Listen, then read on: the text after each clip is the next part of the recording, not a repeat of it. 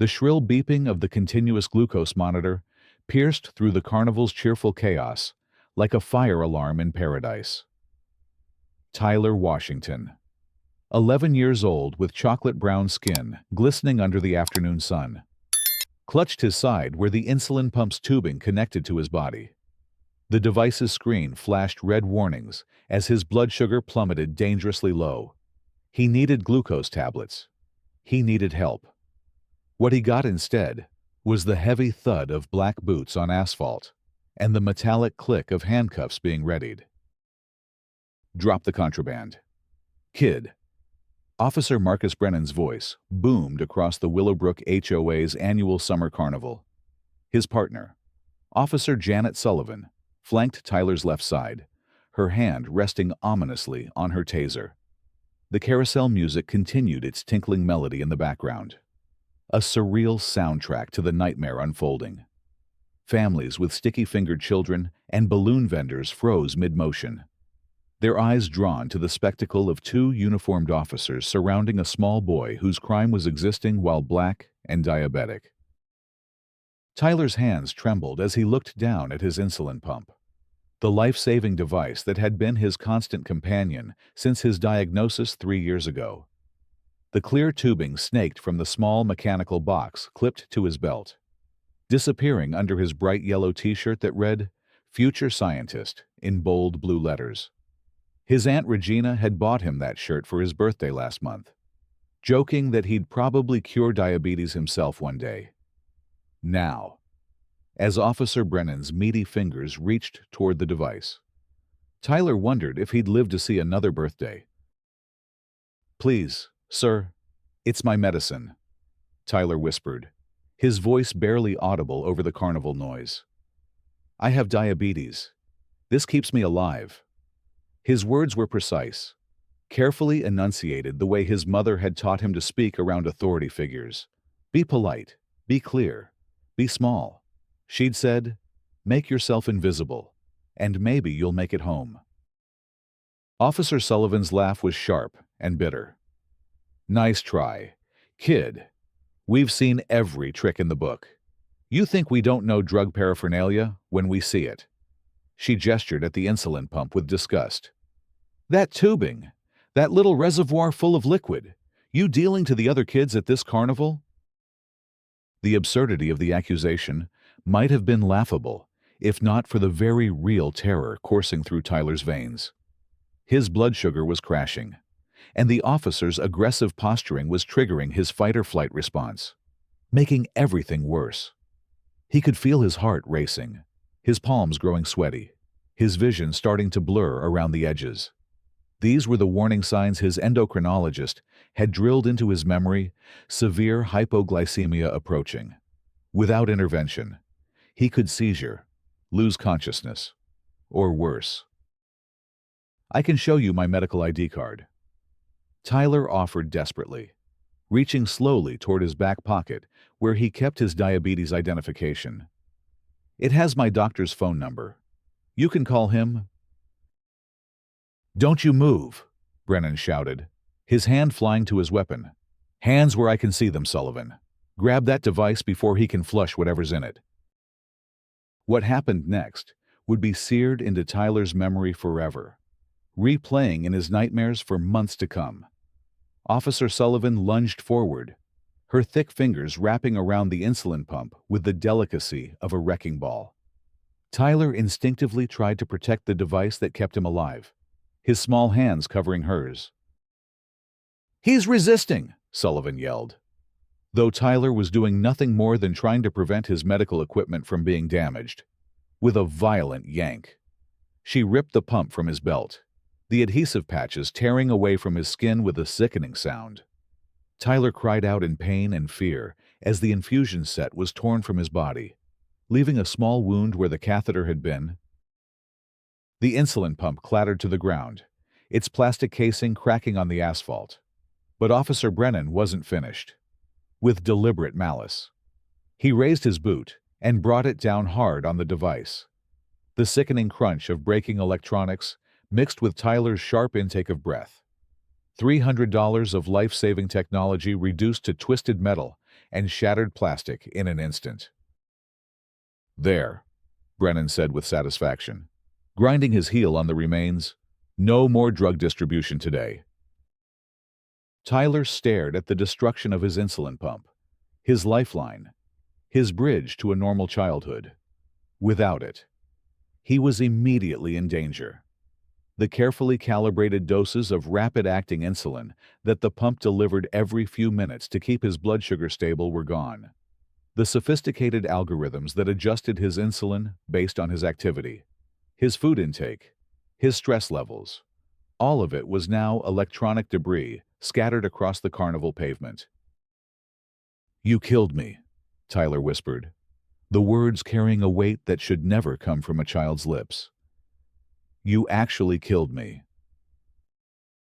50 yards away, Senator Regina Cole was having the time of her life.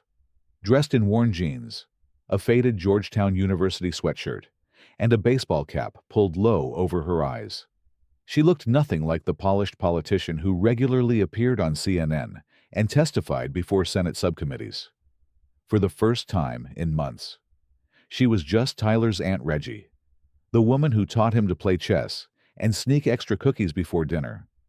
She was manning the ticket booth for the duck pond game, laughing with children and secretly enjoying the anonymity that came with leaving her usual power suits and security detail at home. Regina had grown up in this neighborhood, back when Willowbrook was a working-class community of mixed races and modest dreams. Now it was a gentrified enclave of million-dollar homes and homeowners association bylaws that seemed designed to exclude anyone who didn't fit a very specific mold. She'd moved her sister Maya and nephew Tyler here 2 years ago, thinking the good schools and safe streets would give Tyler opportunities she'd never had. The irony wasn't lost on her that as one of the most powerful black women in Washington, she still couldn't protect her family from the casual racism that infected even the most liberal communities. The sound of commotion near the ring toss caught her attention. She looked up from the roll of tickets she was counting to see a crowd gathering around something she couldn't quite make out. The murmur of concerned voices drifted across the carnival grounds, mixing uneasily with the cheerful music still emanating from the rides. "Everything all right over there?" she asked Mrs. Henderson, the elderly volunteer who was working the adjacent booth selling homemade brownies. "Looks like the security officers are dealing with some kind of situation," Mrs. Henderson replied, craning her neck to get a better view. "Probably just some teenagers causing trouble. You know how they get at these events." But Regina's instincts, honed by years of political battles and legislative negotiations, told her this was something more serious. She could feel the shift in the crowd's energy, the way conversations were dying mid-sentence as people turned to stare. There was an uncomfortable tension in the air, the kind that preceded scandal or tragedy. Back at the confrontation, Tyler was rapidly declining. The destruction of his insulin pump had triggered a dangerous cascade of physiological responses. Without the steady infusion of insulin, the glucose in his bloodstream was building to toxic levels, while, simultaneously, the stress of the situation was causing his body to dump even more sugar into his system. His mouth felt dry as cotton, his vision was becoming increasingly blurry, and a deep, primal thirst was overtaking him. "I need water," he gasped, swaying on his feet. "Please, I'm really sick. I need to sit down." The crowd of onlookers had grown larger, forming a loose circle around the scene. Some were filming with their phones, others whispering among themselves, but none stepped forward to intervene. This was the bystander effect in full display, the psychological phenomenon where individuals are less likely to help when others are present, assuming someone else will take responsibility. Officer Sullivan grabbed Tyler roughly by the arm, her fingers digging into his thin bicep. "You're not going anywhere until we sort this out," she declared. "Sit down right there in the sun and think about what you've done." She forced Tyler down onto the hot asphalt, positioning him directly in the blazing afternoon sunlight. The temperature was already pushing 90 degrees, and the dark pavement radiated heat like a stovetop. For a diabetic child experiencing severe hyperglycemia, exposure to extreme heat was potentially lethal. Dehydration would accelerate his body's attempt to flush excess glucose through his kidneys, leading to a dangerous spiral of fluid loss and electrolyte imbalance. Water. Tyler pleaded again, his lips already beginning to crack. Please, just a sip of water. You'll get water when you tell us who you're dealing for. Brennan replied coldly. And where you got that fancy equipment? Kids like you don't just have expensive medical devices lying around. The racism in his statement was as subtle as a sledgehammer, and several people in the crowd shifted uncomfortably. Kids like you. The phrase hung in the air like a toxic cloud, its meaning clear to anyone with functioning brain cells. Black kids. He meant poor kids. Kids who didn't belong in this upscale neighborhood with its manicured lawns and European cars.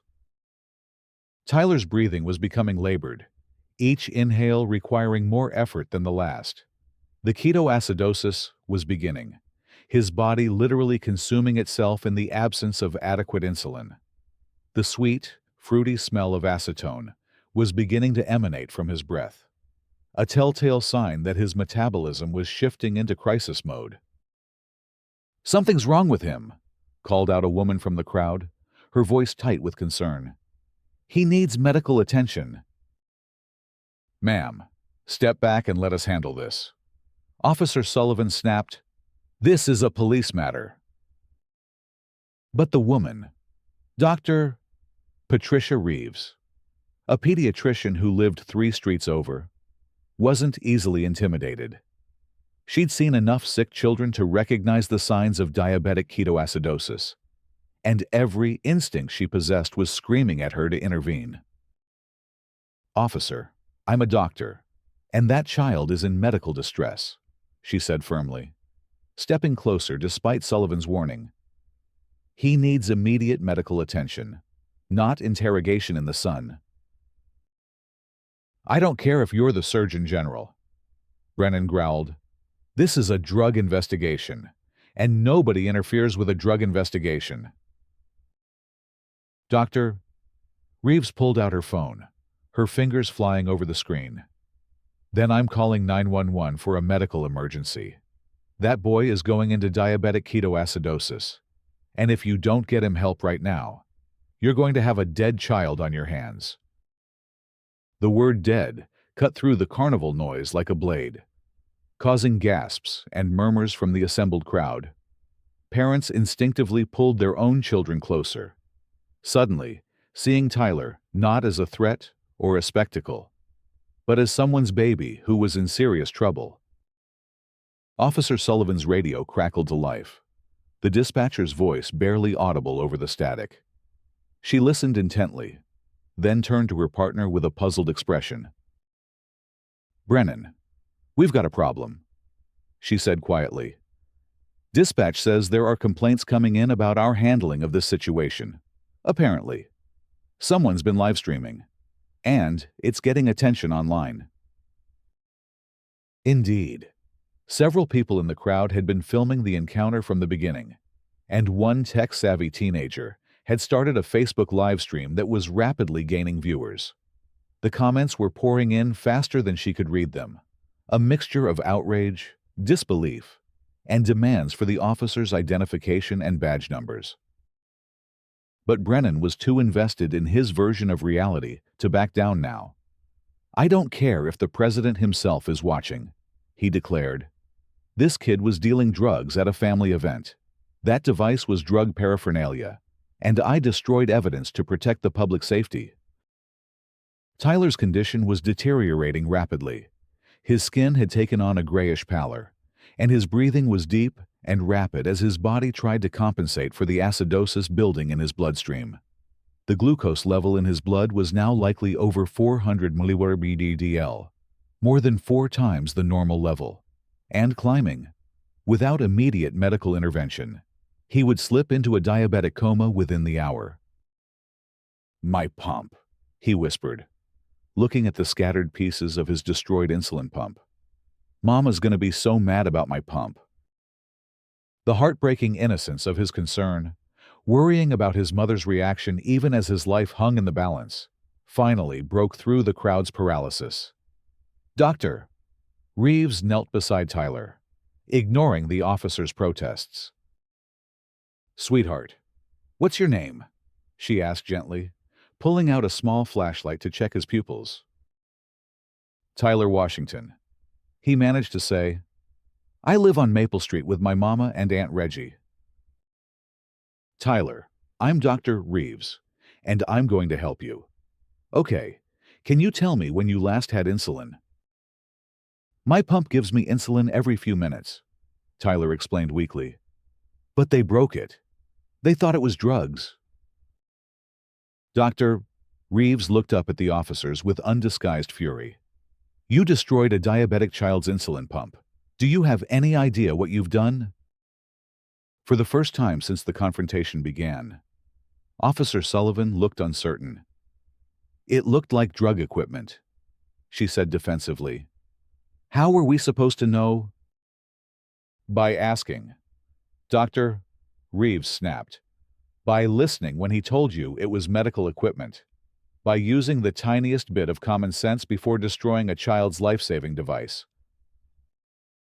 Meanwhile, 40 yards away, Regina Cole was becoming increasingly agitated. The commotion near the ring toss was growing louder, and she could see more people gravitating toward whatever was happening.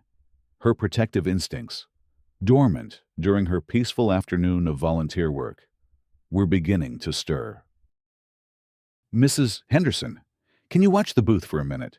she asked, already untying her apron. "I want to see what's going on."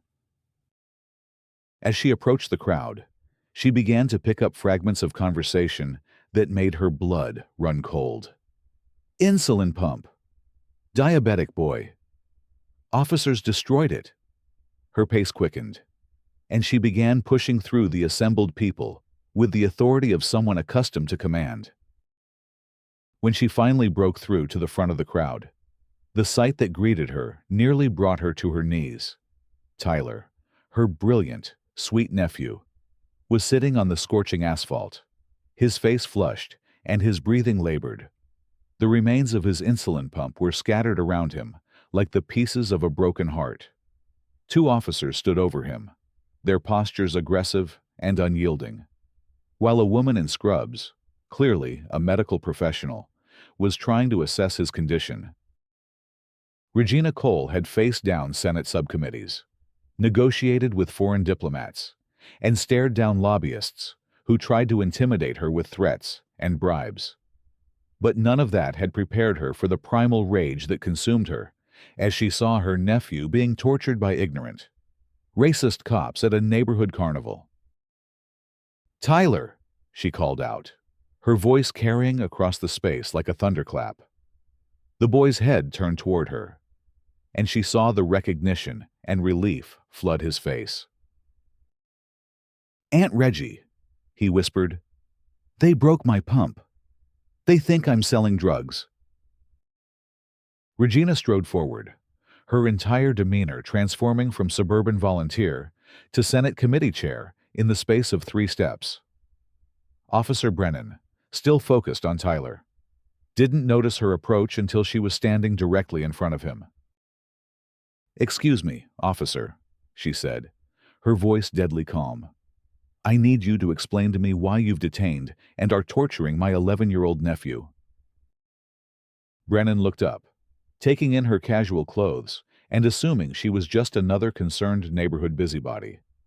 "Ma'am, this is police business.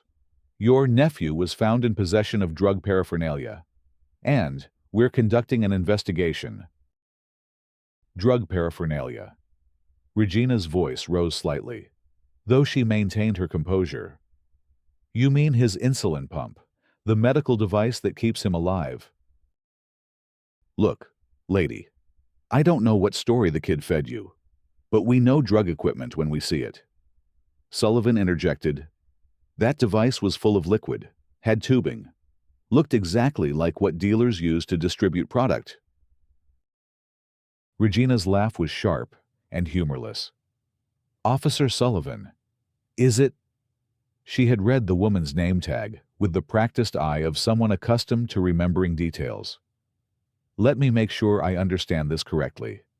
You saw a black child with medical equipment, assumed it was drug paraphernalia without investigating, destroyed it, and are now forcing him to sit in 90-degree heat while he goes into diabetic shock.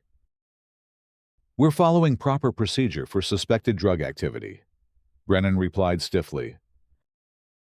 Proper procedure. Regina's voice was getting louder now, drawing even more attention from the crowd. What's proper about denying water to a sick child? What's proper about destroying medical equipment without verification? What's proper about racial profiling at a community event?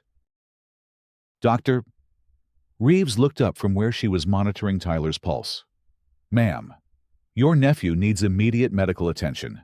His blood sugar is dangerously high, and without insulin. He could go into a coma. Regina knelt beside Tyler, her heart breaking at how small and vulnerable he looked. Baby, Aunt Reggie's here now. Okay, I'm going to fix this. She stood up and faced the officers again, her expression hardening. Officers, you have exactly 30 seconds to call for medical assistance and allow this child to receive proper treatment. If you refuse, I will be making some very interesting phone calls. Brennan scoffed. Oh yeah. And who exactly are you going to call your city councilman? Your homeowners association president? It was at this moment that Regina Cole made a decision that would change everything. She reached into her back pocket and pulled out her Senate identification card, the one that granted her access to the most secure areas of the Capitol building, the one that carried more governmental authority than these two small-town wannabe cops had ever encountered in their careers. Officer Brennan, she said, her voice now carrying the full weight of her position. I am Senator Regina Cole, Chair of the Senate Committee on Health, Education, Labor, and Pensions. This is my nephew, Tyler Washington, and you have just destroyed his insulin pump and denied him medical care based on nothing more than racial profiling and ignorance. The silence that followed was deafening. The carousel music continued to play, but everything else seemed to freeze as the implications of her words sank in. Officer Sullivan's face went pale, while Brennan's jaw dropped open like a fish gasping for air. You're Senator Cole, Sullivan stammered. I am indeed, Regina replied coolly. And you, Officer Sullivan, have just provided me with a perfect case study for the medical discrimination legislation I've been drafting. Congratulations. You're about to become famous. But the real bombshell was yet to come. Unbeknownst to anyone at the carnival, Tyler's story was about to reach far beyond the boundaries of their small community. 3 time zones away, in a cluttered dorm room at Georgetown University, Regina's chief legislative aide, Marcus Thompson, was taking a study break by scrolling through social media. The Facebook live stream of Tyler's confrontation had been shared hundreds of times in the past hour, and one of Marcus's friends had tagged him with a message, "Isn't this your boss?" Marcus watched in horror as he recognized Senator Cole confronting the officers. But what he did next would transform a local incident into a national scandal. Marcus had been working late in the Hart Senate office building just 2 days earlier, when Regina had been preparing for a crucial vote on healthcare accessibility legislation. The committee room's state-of-the-art audiovisual system was still logged into his credentials, and the large screens that normally displayed charts and graphs during committee hearings were currently showing a live feed from C-SPAN 2. With a few quick keystrokes, Marcus bypassed the building's security protocols, a skill he'd learned during his computer science undergraduate days, and patched the Facebook live stream directly into the Senate committee room's display system. Suddenly, Tyler's face, pale and sweating in the carnival heat, was being broadcast on 70-inch screens throughout the Hart Building. The timing couldn't have been more perfect, or more devastating for the officers involved. The Senate was in the middle of a late-night session, debating the very healthcare accessibility bill that Regina had been championing. Senators, congressional aides, and members of the press were scattered throughout the building, many of them taking breaks in the committee rooms where they could watch the proceedings on the large screens. Within minutes, dozens of the most powerful people in American politics were watching live as two small-town cops tortured a diabetic child, while his aunt, one of their own colleagues, tried desperately to save his life. Back at the carnival, Regina was just beginning to process the magnitude of what had happened. Tyler's breathing was becoming more labored, and Dr. Reeves was growing increasingly concerned about his condition.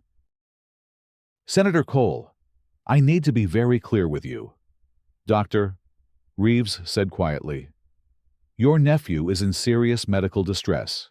Without insulin replacement therapy in the next hour, he could suffer permanent organ damage or worse."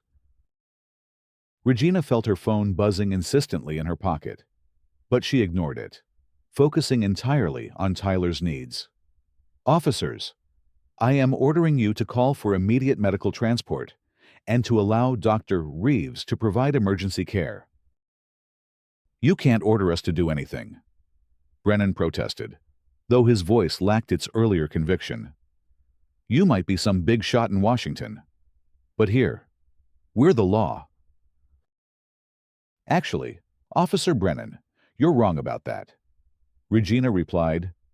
"As a United States Senator, I have the authority to request federal intervention in cases involving civil rights violations and medical emergencies, which this clearly is."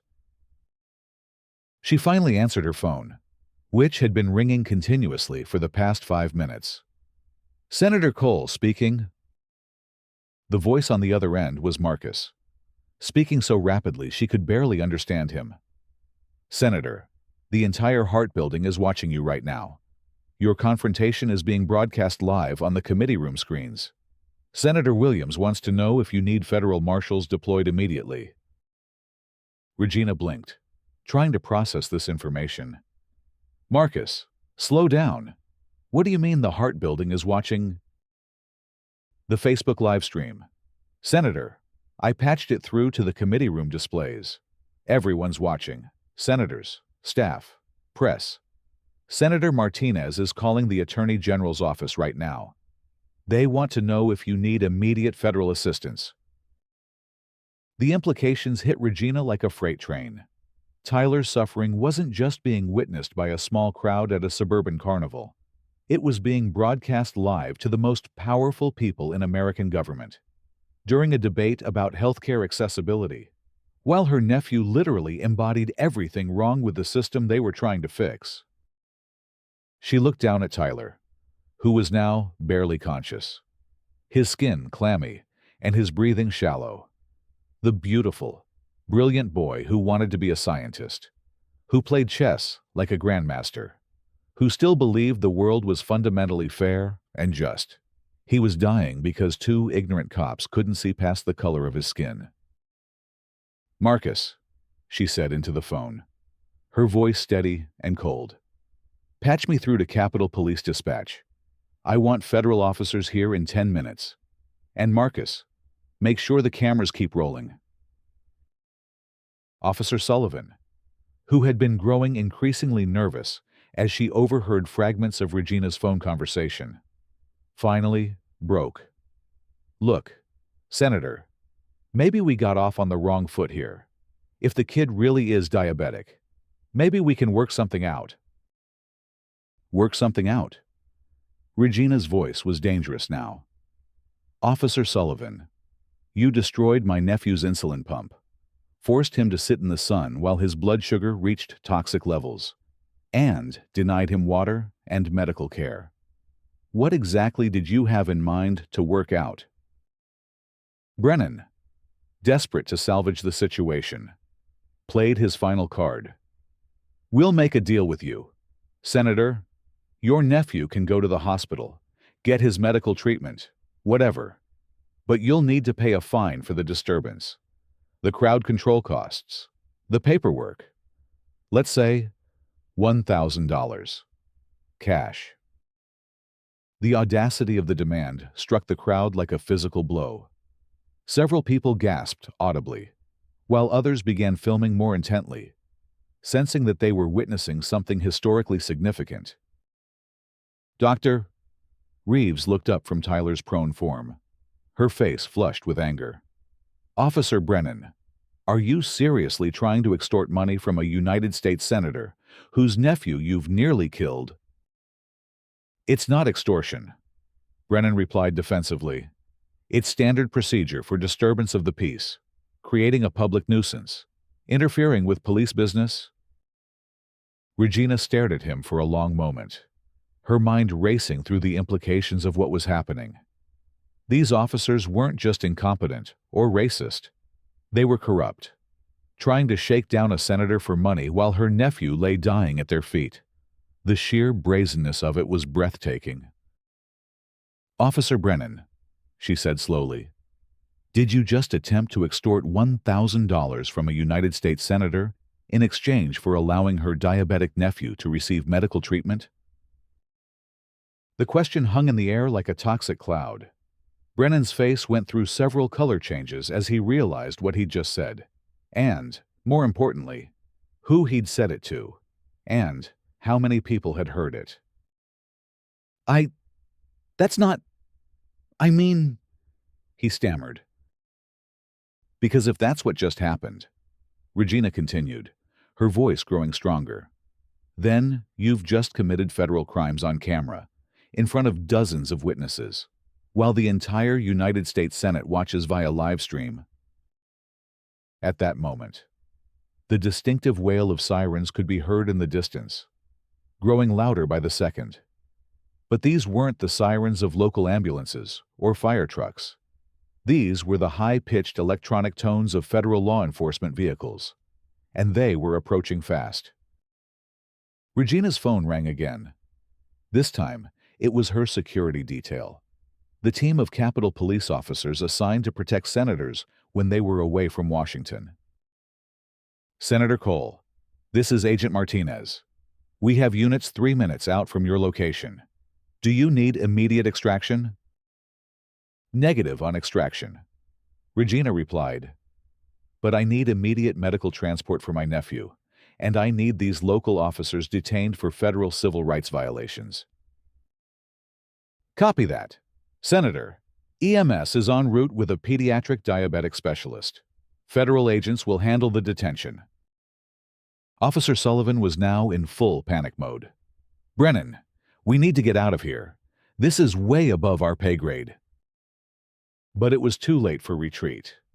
The first federal vehicle, a black SUV with tinted windows and federal law enforcement plates, pulled up to the carnival entrance.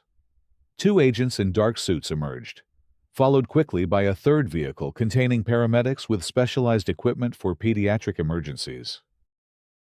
Regina knelt beside Tyler again, taking his small hand in hers. "Tyler, baby, the paramedics are here now. They're going to take care of you." "Okay."